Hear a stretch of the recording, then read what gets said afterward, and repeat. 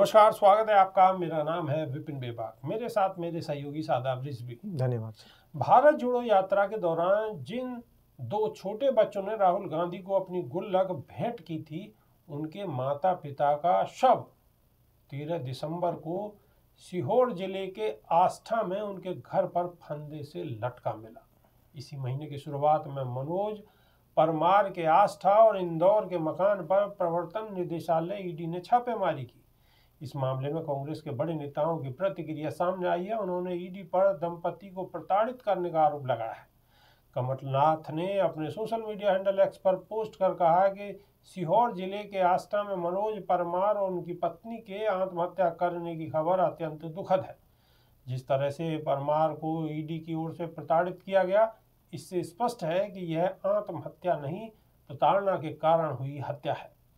परमार दंपति का कसूर सिर्फ इतना था कि उनके बच्चों ने भारत जोड़ो यात्रा के दौरान राहुल गांधी को गुल्लक भेंट की थी। उन्होंने कहा कि पूरे देश में ईडी को राजनीतिक विद्वेष का हथियार बना लिया गया है। पहले विरोधियों और नेताओं को जेल भेजा जाता है और अब इस तरह का उत्पीड़न किया जा रहा है कि परेशान होकर लोग आत्महत्या तक करने पर विवश हैं। ईश्वर परमार दंपति की आत्मा को शांति दे और उनके परिवार को ये वज्रपात सहन करने की शक्ति प्रदान करे। कांग्रेस प्रदेश अध्यक्ष जीतू पटवारी ने एक्स पर पोस्ट कर कहा है कि प्रधानमंत्री जी, ये अनाथ बच्चे आपकी ईडी की प्रताड़ना का प्रमाण है। यह रो रहे हैं, चीख रहे हैं, बार बार कह रहे हैं कि हमारे माता पिता की मौत के लिए ईडी ही जिम्मेदार है। बिल्कुल। क्या बीजेपी, प्रधानमंत्री मोदी और निर्मला सीतारमण को अभी भी किसी भी सबूत की आवश्यकता है? इस सरकारी हत्या का जवाब अब संसद के दस्तावेजों में ही दर्ज होगा। दुर्भावनाओं की राजनीति पर जवाब देना होगा। दिग्विजय सिंह ने एक्स पर पोस्ट कर लिखा है कि आष्ठा सीहोर जिला मध्य प्रदेश के मनोज परमार को बिना कारण ईडी की ओर से परेशान किया जा रहा था। मनोज परमार के बच्चों ने राहुल गांधी को भारत जोड़ो यात्रा के समय गुल्लक भेंट की थी। मनोज के घर पर ईडी के असिस्टेंट डायरेक्टर भोपाल संजीत कुमार साहू की ओर से रेड की गई थी। मनोज के अनुसार उस पर रेड इसलिए डाली गई क्योंकि वह कांग्रेस का समर्थक है। उन्होंने कहा कि मैंने मनोज के लिए वकील की व्यवस्था भी की थी, लेकिन बड़े दुख के साथ कहना पड़ रहा है कि मनोज इतना घबराया हुआ था कि उसने और उसकी पत्नी ने आज सुबह आत्महत्या कर ली। मैं इस प्रकरण में ईडी डायरेक्टर से निष्पक्ष जांच की मांग करता हूं। बता दें, सीहोर जिले की आष्ठा में कारोबारी मनोज परमार और उनकी पत्नी नेमा परमार का शव शुक्रवार सुबह घर में फंदे पर लटका मिला। एसडीओपी आकाश अमलकर ने इसकी पुष्टि की है। 5 दिसंबर को प्रवर्तन निदेशालय यानी ईडी ने उनके घर दफ्तर पर रेड की थी। इसके बाद से वे परेशान थे। मौके पर टीआई रविंद्र यादव पहुंचे। घटनास्थल पर सुसाइड नोट भी मिला है। फिलहाल यह सामने नहीं आया कि इस नोट में दरअसल लिखा क्या है। बिल्कुल सादाब रिजवी, गंभीर मसला है। बिल्कुल, उस सुसाइड नोट में क्या लिखा है ये ही सबसे अहम बात रहेगी। लेकिन बेबाक जी, एक सवाल यहाँ पर ये खड़ा होता है कि ये जो एजेंसीज हैं, जो जांच एजेंसीज हैं, जो सुसाइड नोट को पढ़ेंगी, जिनके कब्जे में सुसाइड नोट है, तो क्या वो निष्पक्ष तरीके से जांच कर पाएंगी?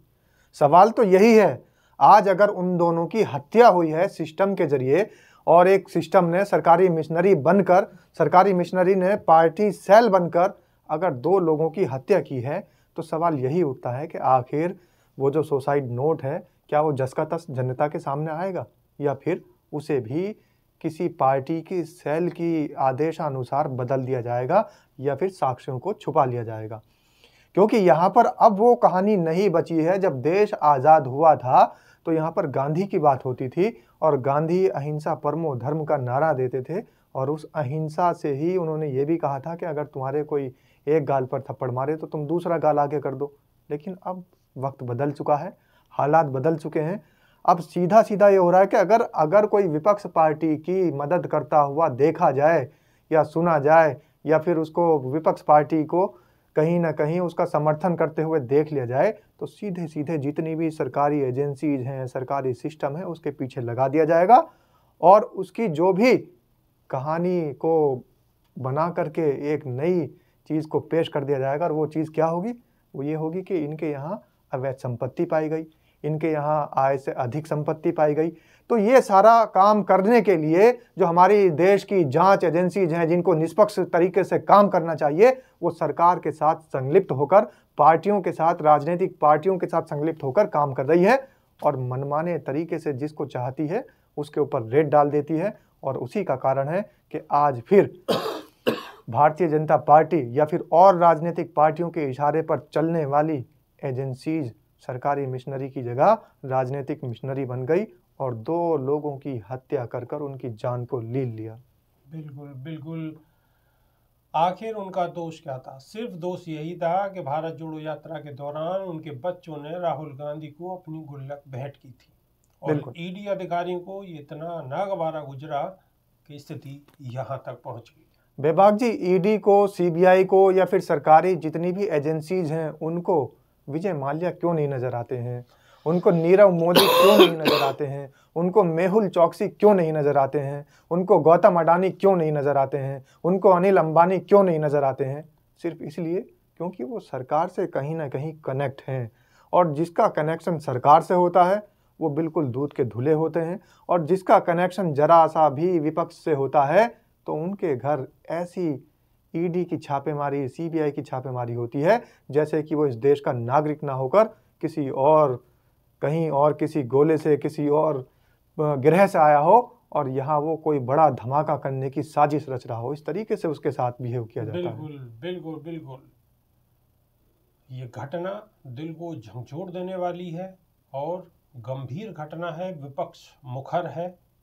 ये आवाज़ संसद में भी आपको सुनने को मिलेगी। आपका इस विषय में क्या कहना है, आप कैसे मानते हैं, कमेंट के माध्यम से अवश्य बताएं। अभी के लिए सिर्फ इतना ही। नमस्कार। धन्यवाद।